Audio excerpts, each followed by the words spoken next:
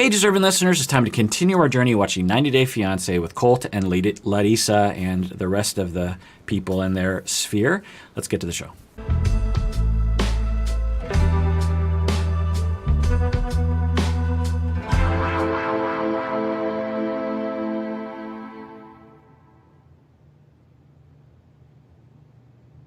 Yikes. So she looked through his phone. How do you get access to someone's phone these days with fingerprints and all? Anyway, so she went through his phone and found someone that Eric was texting after they had broken up.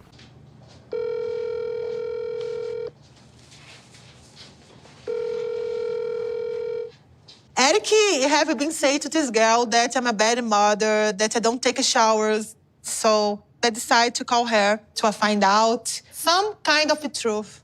All right, so a little bit more data about the relationship between Larissa and Eric, that Eric, according to Larissa, was texting someone saying that Larissa is a bad mother and doesn't take showers. He could be completely wrong, but at least it's just some information as to what their relationship was like. I don't know.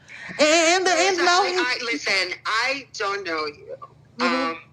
But all I can tell you is that guy is the worst man, and calling him a man is an insult to real men. Because I met him here in Colorado Springs, where his family lives. We hung out one night, and he not only bashed you entirely to a complete stranger who was me at the time, but he also bashed you in front of his parents. Interesting. Okay. A little bit more data on what's happening. I felt like my world just felt in my face, and I could not believe that Eric was being so mean behind my back. I understand that Eric was mad because we broke it up, but talk bad about me to a stranger show that he has no respect for me.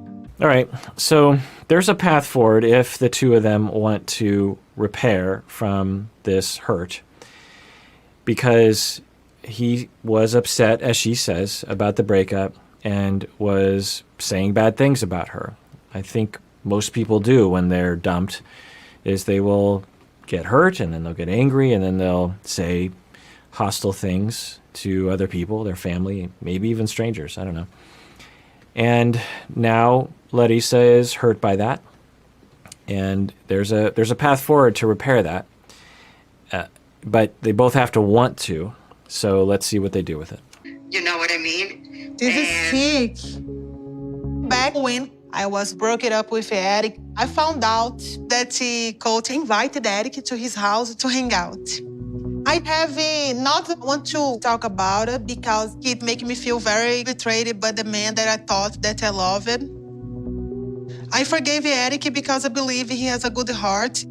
But now I know that Eric ran to Colt and say all my secrets.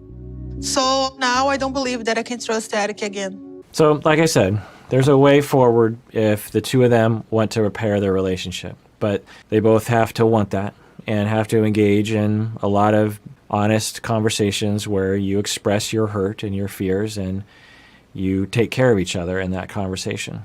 But they have to want to do that. Let's see what they do. Do this, right? You don't go to my ex. You don't try any kind of situation. He tried to destroy me. When I asked him about the meeting with Colt, he goes, oh, he told me that the way that she is, and then I told him about the way that she, then we realized that it was different. I mean, they're beeping half the words, so I don't even know what she's saying. I could only imagine what she's saying. Like as if it was a joke. And then that when every time that I try to eat her, Okay, I'm never gonna forget Natalie. I need to turn off the phone because Eric is back. I need to hang out. He told about my sexuality, the way that I like to make sex, the way that I don't like to make sex, but in the very pejorative way. And I feel destroyed now. I feel very sad. Now I want to change my hair. I want to change my face. I feel as a woman destroyed. Yeah, it's really hurtful to hear. It'd be very hurt. It's interesting that she goes to changing the way she looks. That's the first indication that she has connected the way she looks to shame, that she feels shamed and made fun of and hurt and humiliated and put down. And her impulse is to change her. Did I hear that right? Let's listen back to that. Hey, deserving listeners, as you know, I'm constantly recommending that people go to therapy. We all need therapy from time to time. One of the options available that is definitely worth checking out is BetterHelp.com. So if you're looking for a therapist, I would give it a try by going to BetterHelp.com/Kirk. Make sure you use the /Kirk because you get 10% off your first month and it helps us out. I get a lot of emails from you saying that you're looking for a therapist. As you watch these videos, I know many of you have been motivated to find your own therapist. But I know it can be really hard to find a good one to work with. Like I said, one of the options available to try is BetterHelp.com/Kirk. And you should know that this service is available to clients worldwide, which is amazing. I've been told that you can start communicating with your therapist in under 24 hours. You can message with your counselor anytime. Plus, you can schedule weekly video or phone sessions. And I've been told that it's often less expensive than in-person therapy. So go to BetterHelp.com/Kirk to get 10% off your first month of therapy today. The way that I like to make sex, the way that I don't like to make sex, but in the very pejorative way. And I feel destroyed now. I feel very sad. Now I want to change my hair. I want to change my face. I feel as a woman destroyed. This woman told me he hates you. Okay, he hates you. He hates you. I feel sad if he destroys a woman. He try me up. Do you want to try to talk to Eric about this? Yeah. Like I said, there's a path forward. There's a narrative potentially that Eric could say of just like, yeah, I'm sorry, I said those things. I shouldn't have said those things. I was really hurt and really angry about the breakup. I don't believe those things. And I thought I was never going to see you again. So I didn't think it mattered. But when you came back in my life, I was like, ugh, I've been talking a lot of crap about you to a lot of people, and I didn't know what to do. So, there's a way forward that the two of them can repair. It's probably pretty hard. I mean, I've had couples come to me and individuals come to me with issues like this where for 10, 20 years, we're still dealing with events like this where it was like, remember that thing you said when we broke up for 6 months and you told those other people about this and this? Every time we go to bed now, I think about that in my head. So that can really get to people.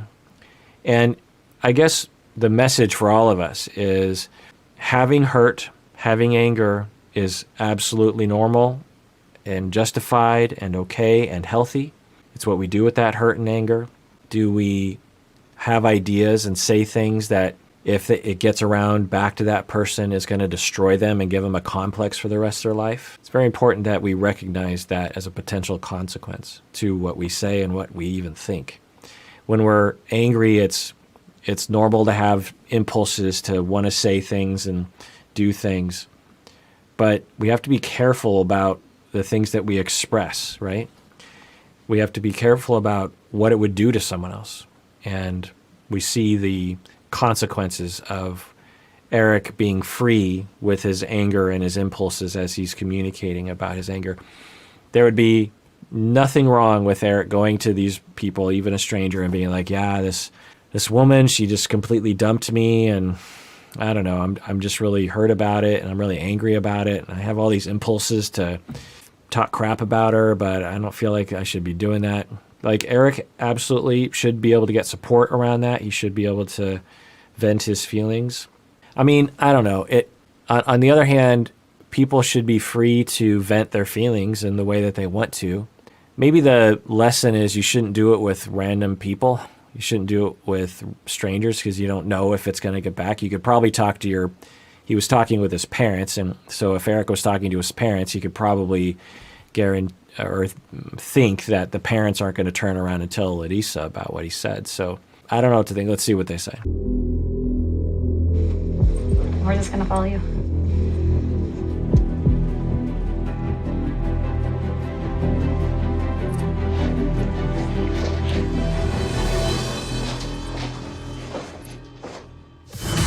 Next next time on 90 Day Fiancé. All right, well, that does it for that episode of Psychology in Seattle. Let me know what you think in the comments. Also, if you don't know, I have an audio podcast that you can actually access on your phone. If you go to a podcast app and subscribe to Psychology in Seattle, you can listen to us there. We don't post videos there, but it's all audio episodes that are separate from my reaction videos. And many of you have already subscribed. That I have over 1,000 episodes that are available, or close to 1,000. Anyway, everyone out there, please take care of yourself because you deserve it. You really, really do.